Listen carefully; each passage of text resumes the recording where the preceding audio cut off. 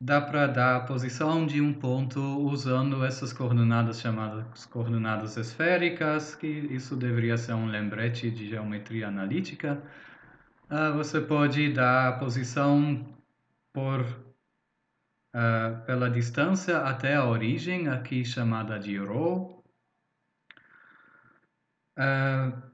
e dois ângulos. Um ângulo θ, que te dá o ângulo que o plano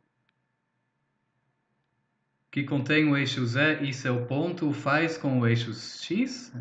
Então, se você tem esse plano aqui, ele faz um ângulo θ com o eixo X, ou com o plano XZ, se você prefere. E como segundo ângulo, este φ aqui, que te dá o ângulo entre o eixo Z e o ρ aqui, o vetor posição. E a gente quer usar essas coordenadas para resolver esse problema. Utilize essas coordenadas para determinar o volume do sólido delimitado por um cone dessa forma e por uma esfera. A gente vai ver melhor a forma no próximo slide. E o próximo slide também tem o lembrete como se integra em coordenadas esféricas.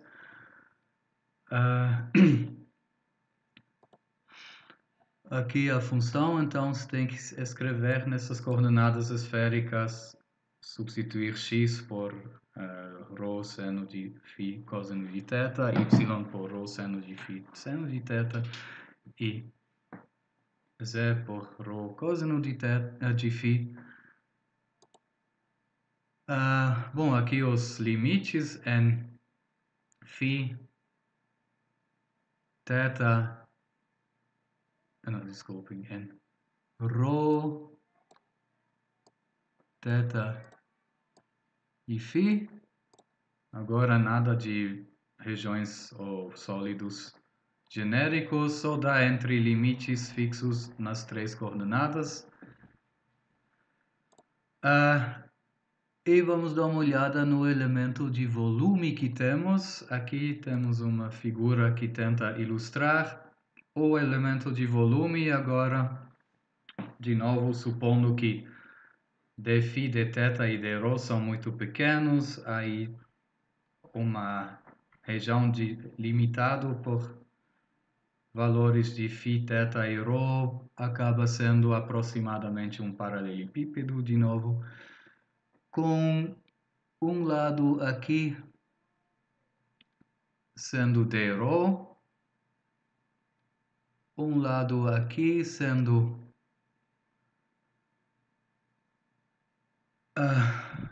ρ vezes dφ, e o terceiro lado sendo ρ vezes dθ vezes seno de φ ainda, porque dependendo de qual alto você está aqui, o seno de φ também distorce ou encolhe o tamanho desse lado. Espero que dá para visualizar. Então, o elemento de volume é dado agora como por ρ em quadrado vezes seno de φ vezes o volume dos três, o produto dos três intervalos. E então vamos resolver. Primeiro temos que fazer um pouquinho de trabalho antes. Determinar o volume é simplesmente integrar a função 1 sobre o volume, né? Então, nossa função é simples, ela é 1.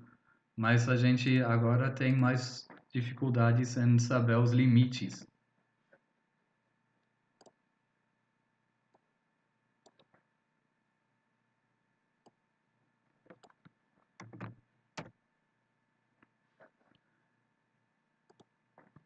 Por exemplo, limites. Os limites em φ é relativamente simples.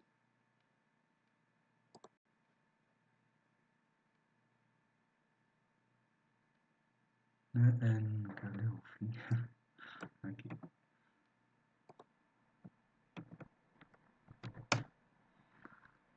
Φ vai simplesmente daqui até π quarto. Não dá para ver, por exemplo, pelo menos isso dá para ver, né? Que esse cilindro aqui é dado por Z, é raiz de o que antes a gente chamou de R, né? Z é simplesmente a altura desse cilindro, é simplesmente a distância na horizontal até o eixo Z. Dá para ver que isso dá esse cilindro, né? Então isso é claro porque nosso cilindro aqui é dado por essa fórmula. O que talvez seja menos claro é porque esta bola é dada por esta fórmula, mas vamos chegar nisso. Primeiro os limites em φ, então φ vai simplesmente de 0 até π quartos.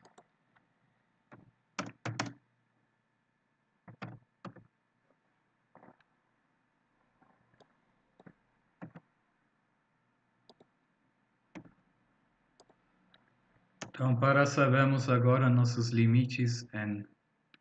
Os limites em θ também é simples, é o círculo inteiro em torno do eixo Z, então θ vai como sempre, não sempre, mas como quase sempre de 0 a 2π.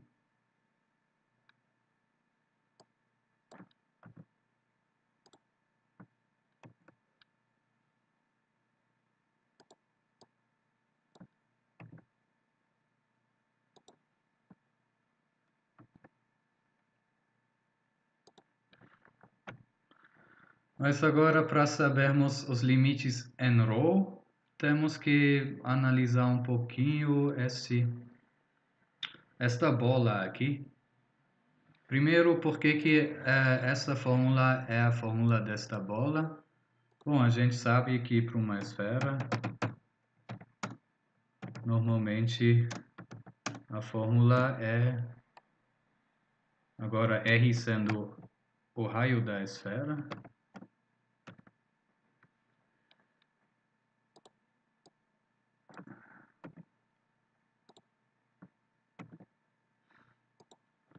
x menos x do centro em quadrado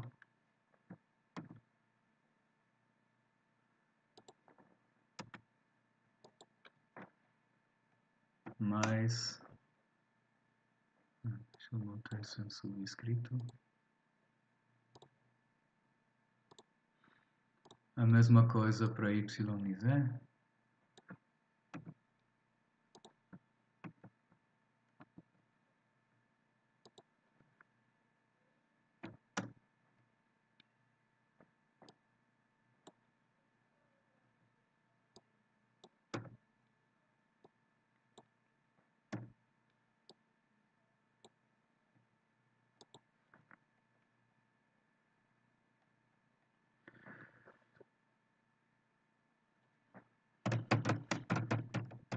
E nesse caso aqui,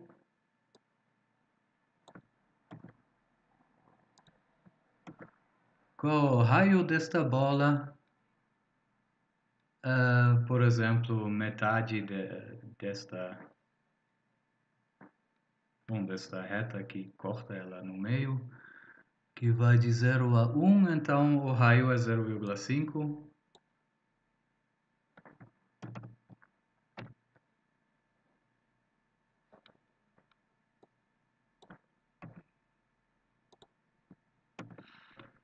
Quais as coordenadas x0, y0 e z0 do centro? O zero fica aqui em 0016.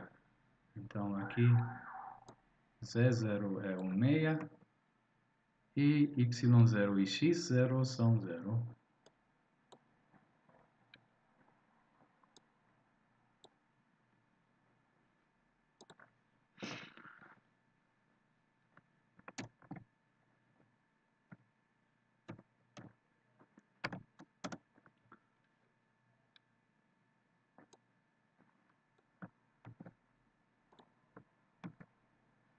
Aí quanto dá isso? X menos 0 dá simplesmente x, né? Y também. Isso aqui é z quadrado menos 2 vezes 1 meia vezes z mais 1 meia em quadrado.